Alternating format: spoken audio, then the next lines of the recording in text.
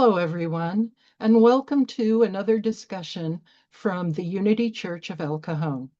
My name is Susan Jarboe, and with me today are four of my favorite people: Karen Downy, Linda Baker, Kathy Cronin, and Reverend Linda Burdett. Our subject today is one we're all familiar with in one way or another, and that is perfection. So, before we get into that, I'd like to say a prayer. Our Heavenly Parent, Lord, help us to study and apply your wisdom to our lives each day. Help us make this session a discipline of the mind and heart, empowered by your Spirit, transforming us each day more and more into your likeness. Thank you for your tender mercy and love, ever leading us onward. Amen.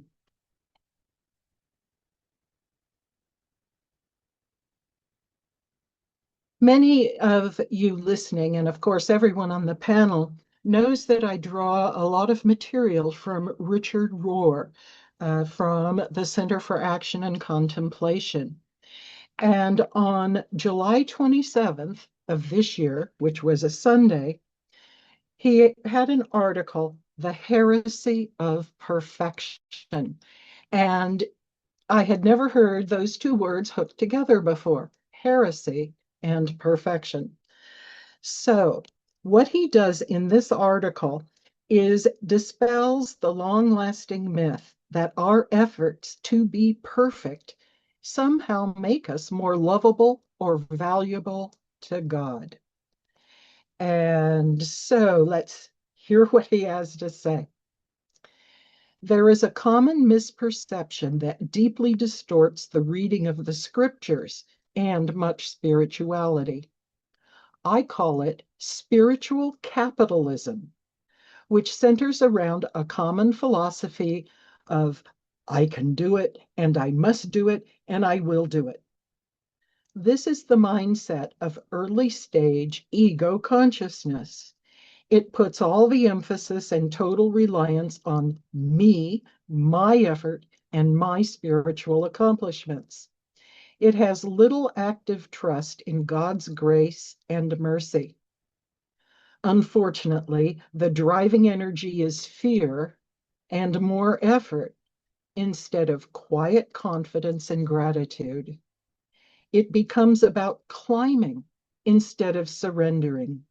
The first, climbing, feels good, while the second, surrendering, feels like falling, failing, or even dying. Who likes that? Certainly not the separate self. The ego always wants to feel that it has achieved salvation somehow. Grace and forgiveness are always a humiliation for the ego. Richard Rohr then moves into a discussion of Jansenism, and I had to look this up. And let me just tell you a bit about Jansenism. It was a theological movement within the Roman Catholic Church in the 17th and 18th centuries. Its core beliefs included three things. First, divine grace over free will. Jansenists believed that salvation was entirely dependent on God's grace, which was irresistible and not contingent on human assent. Predestination. They held that grace was given only to a predestined elect and that God actively withheld it from others. And these views led to strict moral standards, especially regarding sacraments like penance and communion. It was condemned as heresy in 1653. However, its influence, vestiges of its influence are still felt today. Rohr writes that it is a theological distortion that emphasized moral austerity and fear of God's justice more than any trust in God's mercy. God was understood to be wrathful, vindictive, and punitive, and all the appropriate scriptures were found to make these very points.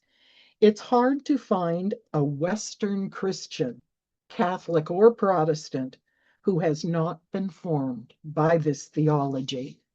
Most mainline Christians pay sincere lip service to grace and mercy, but in the practical order, believe life is almost entirely about performance and moral achievement. The common manifestation of this ever-recurring pattern might simply be called perfectionism. The word itself is taken from a single passage in Matthew 5, where Jesus tells us to be perfect as your heavenly Father is perfect. Of course, perfection as such is a divine or mathematical concept and has never been a human concept. Jesus offers it as guidance for how we can love our enemies, of which he has just spoken.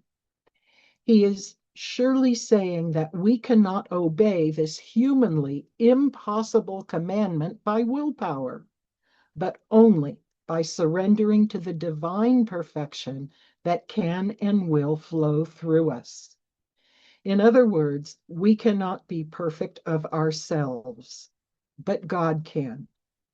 Yet we have used this one passage to give people the exact opposite impression that they could indeed be perfect in themselves, that this was something to aim for. Richard Rohr now makes a reference to St. Therese of Lisieux, and you may or may not have heard of her. She was one of the few women to be made a doctor of the church, and that was in 1997. She was one of the only few women to receive the title of Doctor of the Church. And her autobiography, Story of a Soul, is well worth reading. And I've read it, and it's great. Pope St. John said of her, "She has made the gospel shine appealingly in our time. She helped to heal souls of the rigors and fears of Jansenism, which tended to stress God's justice rather than God's divine mercy." Therese rightly named this spirituality her little way. And that is how you'll hear her referred to frequently, of the little way. It was nothing more than a simple and clear recovery of the pure gospel message. It was she and Francis of Assisi who gave me the courage as a young man, writes, to read the scriptures through this primary lens of littleness instead of some possible bigness. I'd like to pass this on to the panel members of, first of all, what do you think about what Rohr wrote? Has he got a grip on something theological that we can learn from? And then also, you might consider sharing with us how an attitude of perfectionism has affected your life. Would anyone like to begin? Karen. I will. I loved that reading, and I too love Richard Rohr, and I've gone to several of his conferences. Um, my gig in life is going. Some people read the books. I go to the workshops. I want a picture with them, and I love him. I love him, and I would love to have a conversation with him, especially today, because there are so many things coming to the surface. But what stood out to me as you were reading, oh God, so many things. One thing, it's like I was programmed to climb. It's like you've got to attain something. I remember back in the real estate days, it's like, when we have those little sales meeting, it's like, bust down those doors, set your 5-year goal plan, just charge. And nothing had anything to do with, well, it was all ego. It was all ego and material based stuff. And this kind of goes off, but I took a break from real estate for a while and then kept my license on ice and then came back uh, to, I call it backsliding for a year. And I remember sitting in some of the sales meetings early on, and it's like, I didn't get a damn thing out of this. And if I'm going to go to a conference or a meeting on how to cover my ass in real estate law, I'm done. So, I made a couple of deals. I pulled out what I put in, and it's like, I can let this license go. This isn't the direction I want to go. And something else that really came to mind is, and I guess it would tie in with perfectionism, is that I've got to do something to get something. I've got to do this to get to heaven. I've got to do that. Ba, ba, ba, ba, ba. And I've kind of gone through all of the religions until I hear that little carrot. You got to do this. And it's like, you know what? God is about unconditional love. It's not about something that I have to do. And that my whole life is a tapestry of what we judge is right, wrong, good, bad, up, down. But it's all a piece of my journey. And God's love is unconditional. I don't have to do anything to get someplace else. And usually that doing to get was such a people pleasing thing, to make the boss like me, or to have another person approve of me, or to follow a certain belief. You had to be into this little group. All of those things, it's like, you know what? It's not about any of that. It's about believing that God loves me no matter what, unconditionally. And I am really getting to learn that from cats.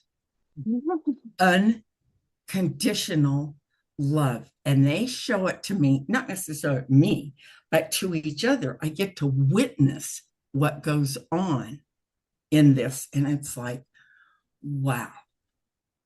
So better late than never. The journey continues. Thank you for that. Thank you for sharing. I wish he'd do another conference around here close. I'd like to see him again. Well, we can pray about that. Thank you, Karen.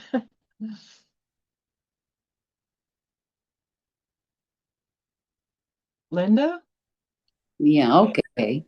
Thank you. Well, I'll say first of all, if there's a line to get in for perfectionism, you probably won't find me there, or if you do, I'm at the very end of the line. I'm about as far as perfection as one can get.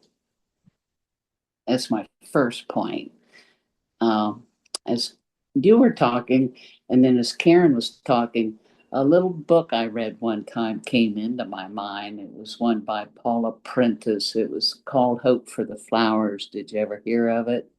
Mm-hmm. Well, it's a story about a butterfly. It started out as a caterpillar, and all it knew was to be a caterpillar, and it would climb over other caterpillars.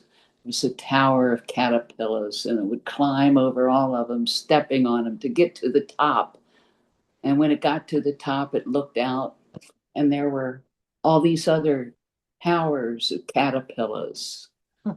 And so it got nowhere, really. So it started back down the hill of caterpillars. after it had stepped on and made him fall off the tower and hurt him and whatnot. And it saw a butterfly, and a butterfly came down to the caterpillar. And she goes, "Who are you?" And he says, "I'm a butterfly." And she says, "A butterfly? What is a butterfly?" And he said, "It's what you're meant to become. It flies with beautiful wings, and it joins heaven to earth. And without it, the world would soon have few flowers." And that idea of perfectionism and having to be just that way, it gives me a lot of negative comments. I mean, things like being pompous and just negativity. And just to keep it simple, and in terms of the butterfly, just to become what you're meant to become. And that's just where it took me to, and that's the place that I like to remain. I don't know if that makes any sense or not, but that's my take on it. Thank you. Thank you, Linda.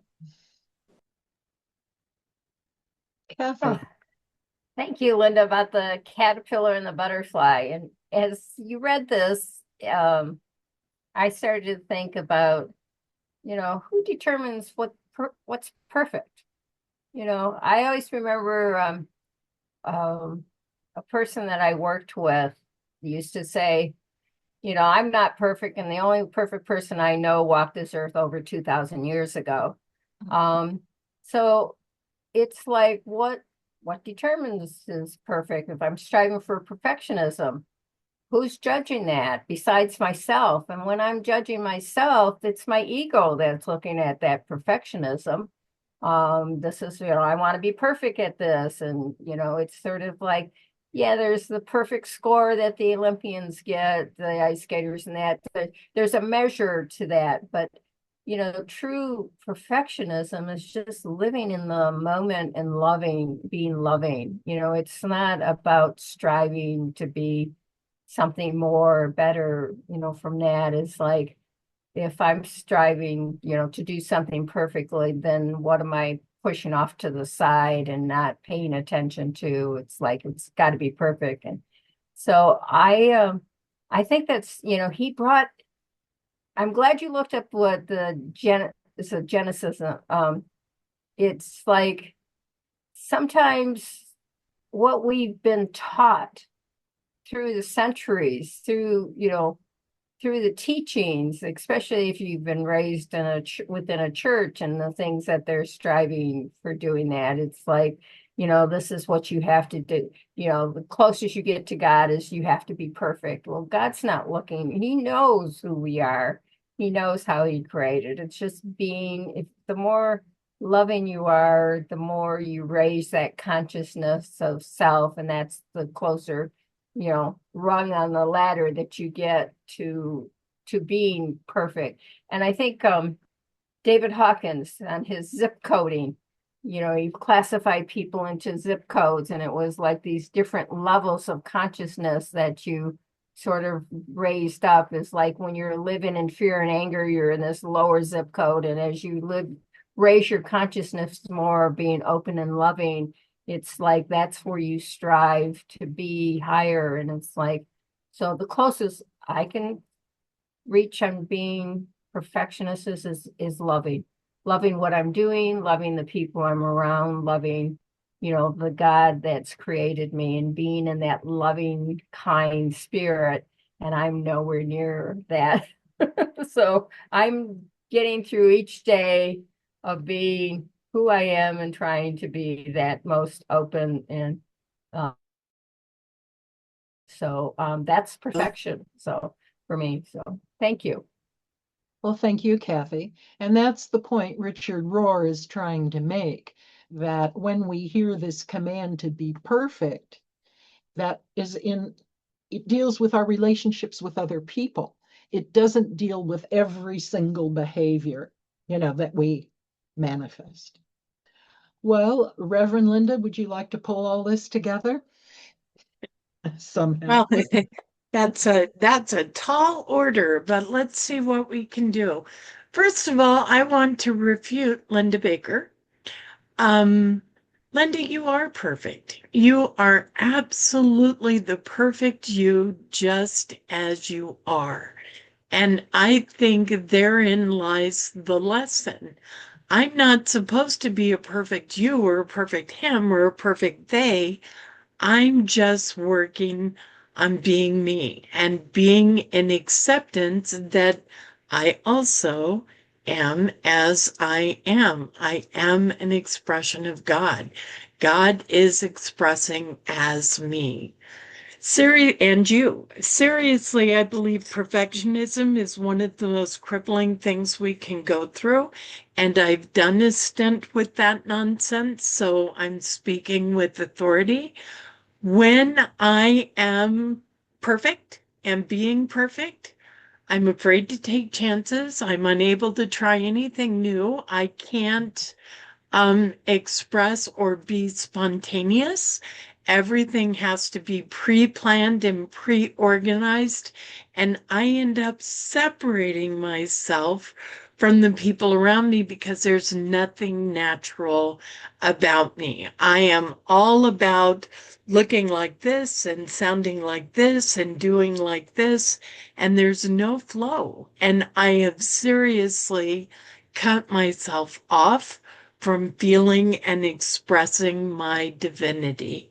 So I propose to all of you, you're already perfect. Enjoy it. If there are things you want to do more of or get better at, practice, have fun with it.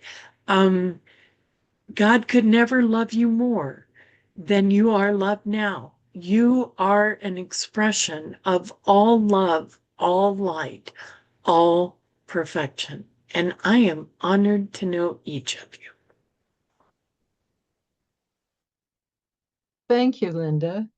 And thank you for bringing up one of the effects of perfectionism, perfectionism in the bad sense, and that is cutting yourself off from experiences, afraid to make a mistake. And I have been there in my life. And so I'm really glad you brought that up. Yes, one of the things that I think Richard Rohr would point out if he were here with us, is that we live in a culture which emphasizes achievement. And if you look at our consumer orientation, it's telling us we have to be perfect. We have to have, the perfect car or the perfect house or wear the perfect lipstick or whatever it might be. And so I think Rohr, when he says perfectionism, as we see it in our culture, is a heresy, I think that's dramatic, but I think it's also necessary. And reminding us that perfection, modeling God in our relationships to other people, is the point, not so much in what we are achieving in our own lives. And your point too, that we are perfect as we are. What I think of with that is God's grace and God's mercy. We have that with us all the time. So panel, I want to thank you very much for your comments on this topic. And I'd like to, if I can find my notes, I'd like to close. If you enjoyed this subject and this topic or any of our other panel discussions, feel free to share the link with people whom you think might appreciate or enjoy what we're talking about. And of course, they don't have to be Unity people, they can be any people. If you have feedback about this panel discussion, please put some remarks in the comments. We'd really like to hear how perfectionism perhaps has affected your life. You can become a subscriber to all of our panel discussions. There's a way to sign up to do that at the end. And you can also submit ideas for us. Is there something you'd like us to maybe research a little bit or talk about? We welcome ideas for this panel. Also, you could join with us just once if you want. Perhaps there's something that you want to stand on your soapbox about. You can join us just for one session with a topic of your choice.